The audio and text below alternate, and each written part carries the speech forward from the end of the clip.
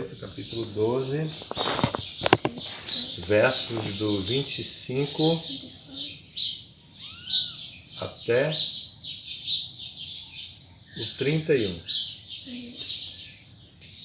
Taya pahrita vijnanas tatkrita smara vivala bhavanya api pashyantya gata haristat padam jayau. Taya, por ela, aparrita, roubado, vijnana, bom senso, tatkrita, feito por ela, smara, pelo sorriso, vivala, tendo ficado louco por ela, bhavanya, enquanto Bhavani, a esposa do Senhor Shiva, api, embora, pashyantya, estivesse presenciando todo esse episódio, gata hri, desprovido de toda vergonha, tat padam, ao lugar onde ela estava situada, yayau, dirigiu-se. A tradução é a seguinte: tendo o seu bom senso sido roubado pela mulher devido aos desejos luxuriosos de desfrutar com ela, o Senhor Shiva ficou tão louco por ela que, mesmo na presença de Bhavani, não hesitou em abordá-la. A bela mulher já estava despida e, ao perceber o Senhor Shiva vindo em sua direção, ficou extremamente acanhada. Então passou a sorrir, mas escondeu-se entre as árvores, sempre mudando de lugar. Com os sentidos agitados, o Senhor Shiva, vítima de desejos luxuriosos, começou a segui-la, assim como um elefante segue uma elefanta. Após segui-la com grande velocidade, o Senhor Shiva agarrou-lhe as tranças e trouxe-a para perto de si. Embora contra seus desejos, ele a abraçou. Estando abraçada pelo Senhor Shiva, como uma elefanta é abraçada pelo seu macho, a mulher, cujo cabelo estava em desalinho, contorceu-se que nem cobra. Ó rei, essa mulher, que tinha os quadris grandes e elevados, era uma criação de Yogamaya, apresentada pela Suprema Personalidade de Deus. Ela deu um jeito de desvencilhar-se do terno abraço do Senhor Shiva e fugiu. Como se estivesse sendo fustigado por um inimigo na forma de desejos luxuriosos, o Senhor Shiva perseguia o rastro do Senhor Vishnu, que age muito maravilhosamente e que assumira a forma de Mohini Murti. Vamos ao significado por sua divina graça, Srila Prabhupada. O Senhor Shiva não pode cair vítima de Maya. Portanto, deve-se entender que o Senhor Shiva estava sendo dominado pela potência interna do Senhor Vishnu. Através de suas várias potências, o Senhor Vishnu pôde realizar muitas atividades maravilhosas. Parasya Shakti Vividhaiva Shruyate Swabhaviki Gyanabala Kriyacha, do Shvetashvatara Upanishad. O Senhor Supremo tem várias potências, através das quais ele pode agir com muita eficácia. Para realizar algo que requeira muita habilidade, ele não precisa sequer dar-se ao trabalho de analisar as circunstâncias. Uma vez que o Senhor Shiva estava sendo controlado pela mulher, deve-se compreender que isto não era feito por uma mulher, senão que pelo próprio Senhor Vishnu.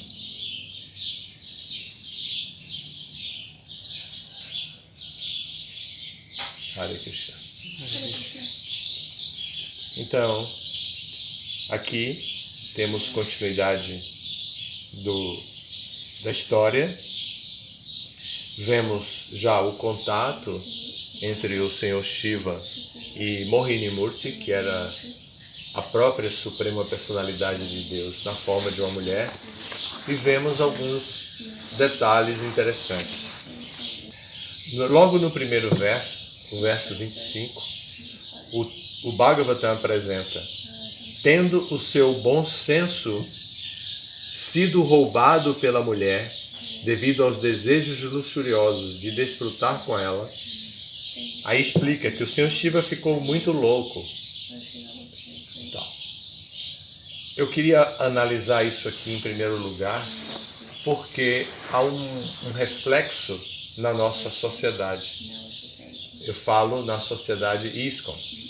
Aqui tem todas as explicações, mas em geral, pela própria ênfase que está sendo dada aqui, nós praticamos isso de uma maneira que nem sempre é favorável à nossa pregação e à nossa união e cooperação entre todos os membros da ISKCON. Aqui eu me refiro à primeira parte logo, quando está dito que o bom senso do Senhor Shiva havia sido roubado pela mulher. Então a responsabilidade é colocada na mulher aqui. E neste caso é exatamente o que está escrito aqui. Este caso é exatamente isso. O bom senso do Senhor Shiva foi roubado pela mulher. Por quê?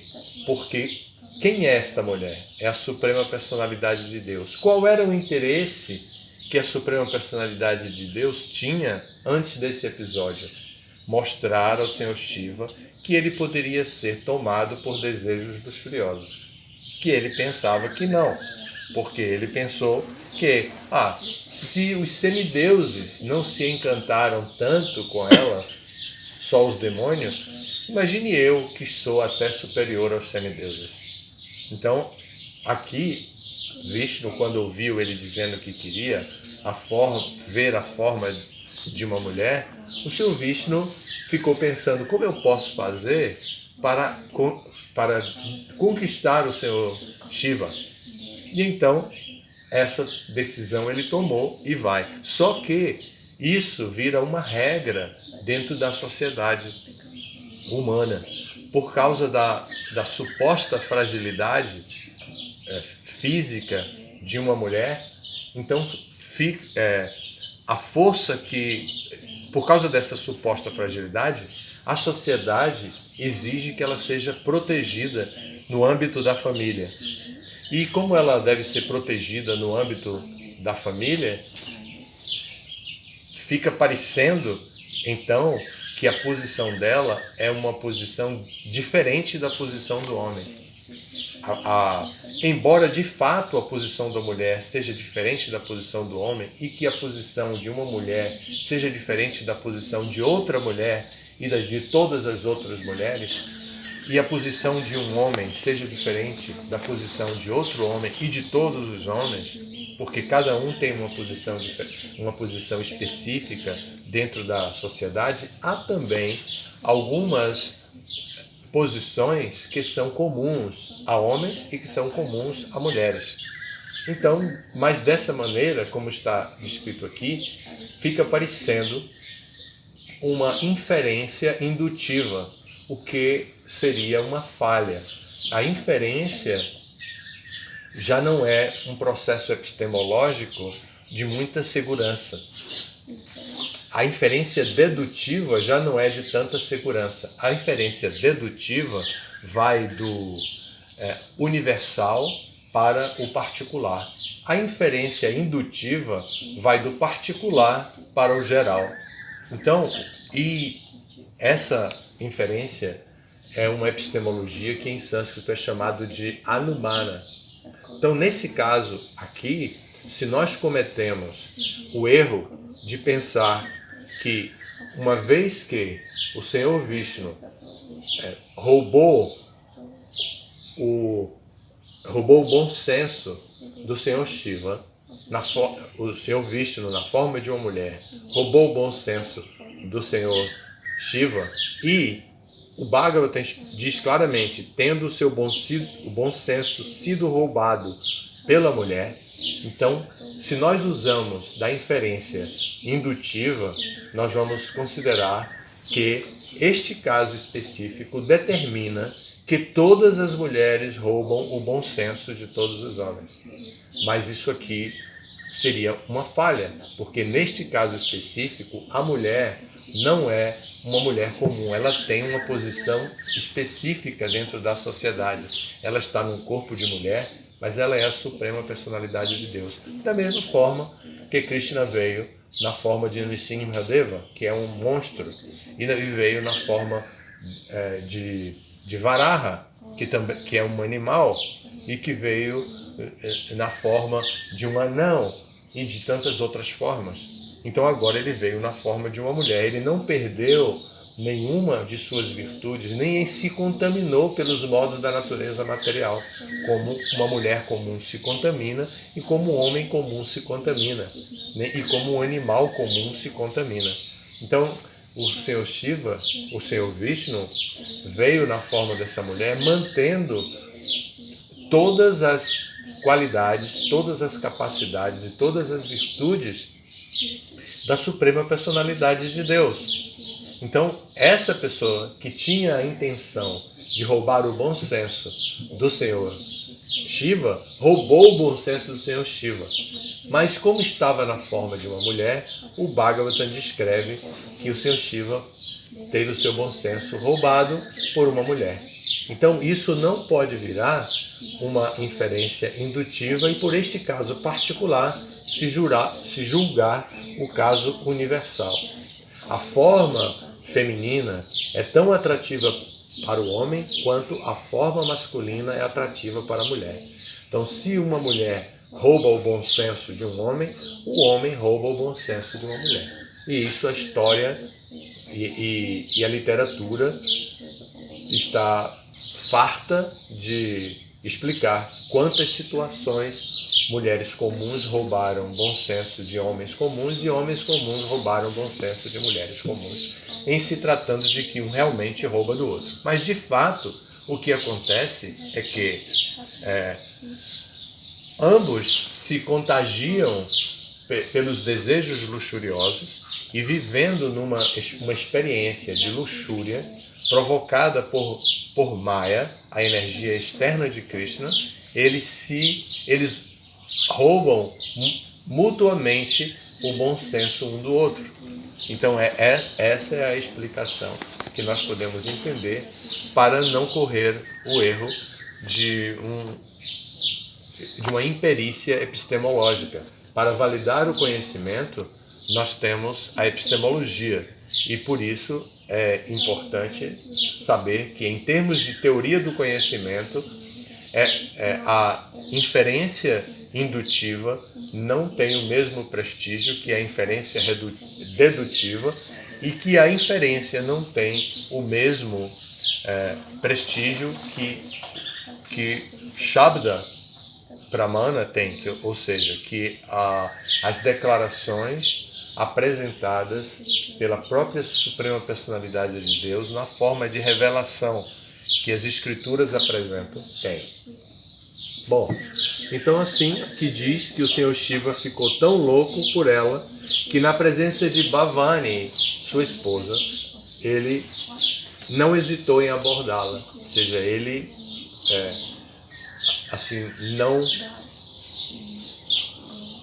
não considerou a presença da sua esposa e foi buscar pelo contato com aquela mulher, diferente do que havia acontecido com os semideuses e que a história já previa que isso aconteceria. Bom, aí os versos continuam e o jogo do Senhor Vishnu, utilizando-se das peças mundanas, materiais, continua, mas ele usava das peças materiais e também usava do seu desejo interno, como Yogamaya, movido por Yogamaya.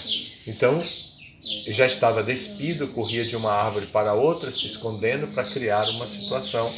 E o Senhor Shiva aborda e, aparentemente contra a vontade de Mohini Murti, ele a agarra pela trança, puxa para si mesmo e ela se dispersa, porque era a Suprema Personalidade de Deus.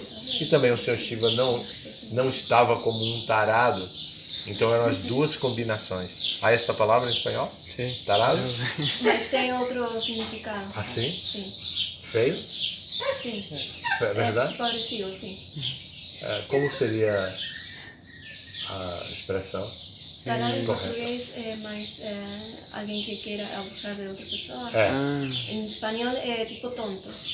Assim? Sim, não tem essa conotação sexual. Então o senhor Shiva não era um abusador, um estuprador de mulheres. Ele estava envolvido numa relação de encantamento, de luxúria, mas dentro dos parâmetros ainda respeitáveis, apesar de ele não ter considerado a presença da sua própria esposa.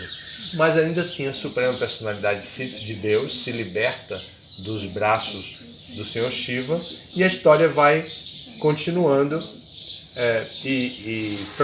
No verso 31, então tem o significado de Prabhupada para dizer que o Senhor Shiva não pode cair vítima da ilusão material. Apesar de Mohini Murti utilizar de elementos materiais como a nudez de uma mulher para o encantamento de um homem, é algo muito forte para um homem contemplar a nudez de uma mulher. Isso é um elemento material, mas o Senhor Shiva é sempre o Senhor Vishnu é sempre transcendental. Então, ele utiliza de aparentes recursos mundanos, mas na verdade tudo que ele está fazendo é movido por Yoga Maya, a energia interna de Krishna. Não é por Maya, Mahamaya, a energia externa de Krishna. E assim, no verso 31, Prabhupada explica isso e diz que deve-se entender que o Senhor Shiva estava sendo dominado pela potência interna do Senhor Vishnu. Essa é a conclusão filosófica que nós precisamos registrar nesse evento para não correr o risco de outras deduções, de outras inferências indutivas, partir do ponto de vista particular para o ponto de vista universal. Prabhupada cita aqui o Shvetashvatara Upanishad, dizendo que o Senhor Supremo tem várias potências e que ele pode agir com muita eficácia para realizar o que quer que ele queira.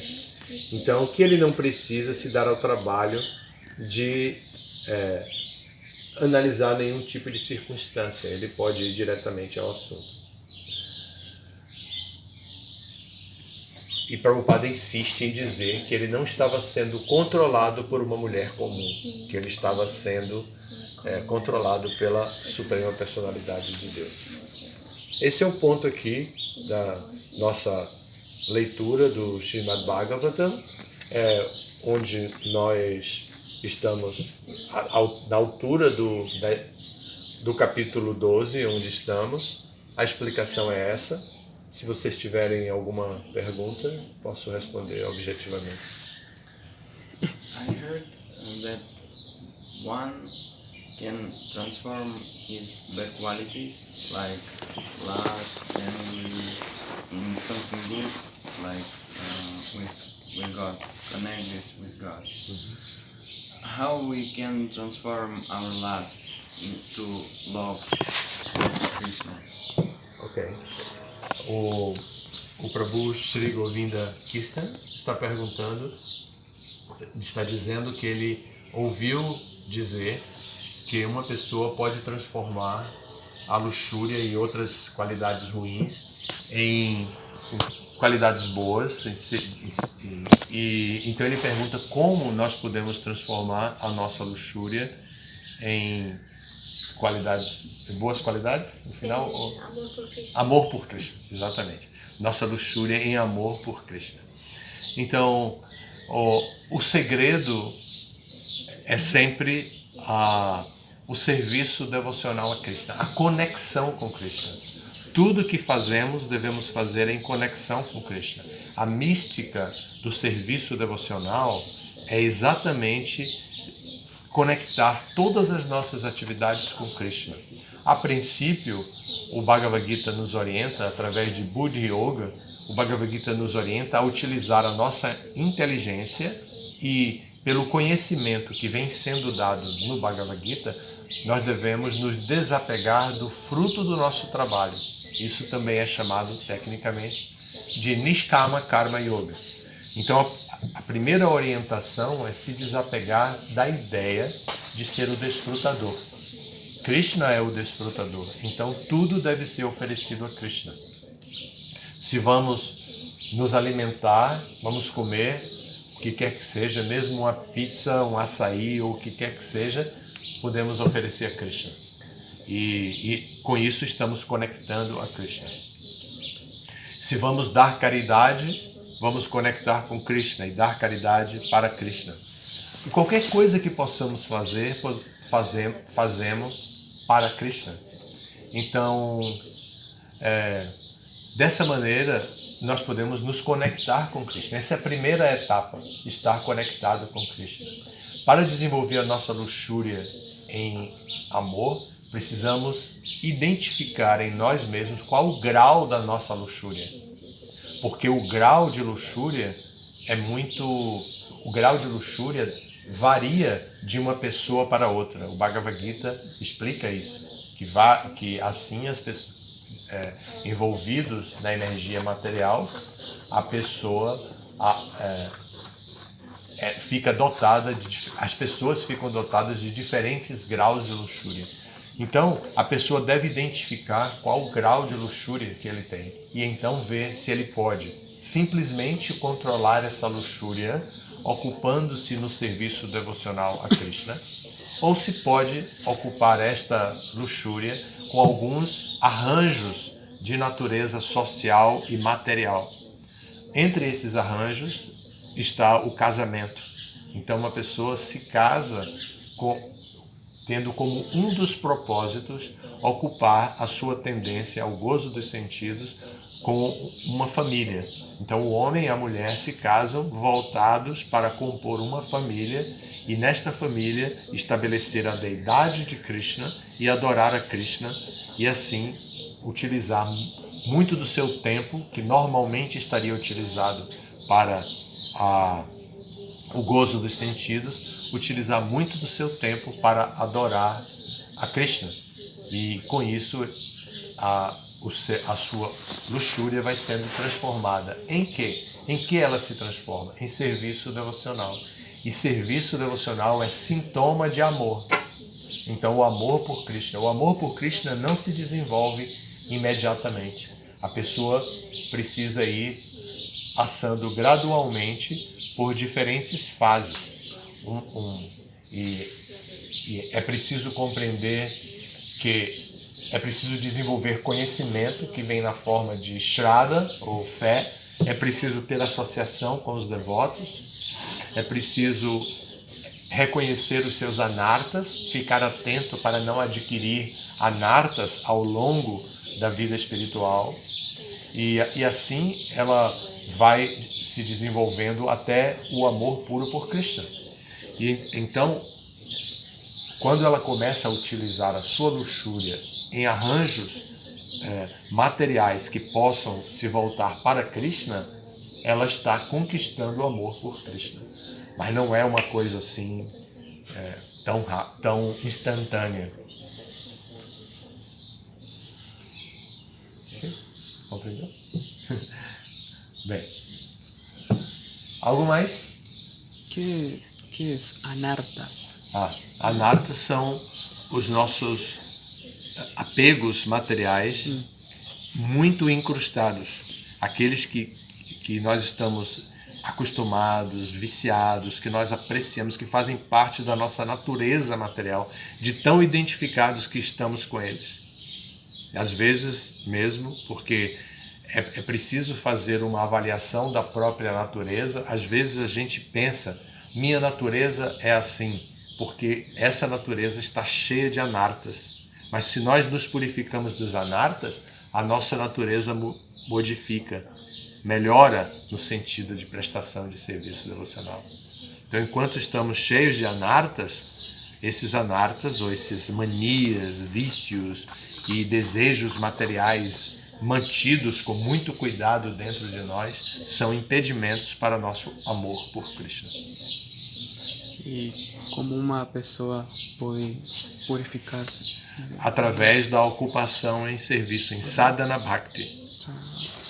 Sadhana Bhakti é das etapas. Cantar regularmente as 16 voltas, adorar regularmente o mestre espiritual, adorar regularmente as deidades, prestar serviço às deidades, ocupar a sua inteligência em pesquisar acerca do conhecimento transcendental.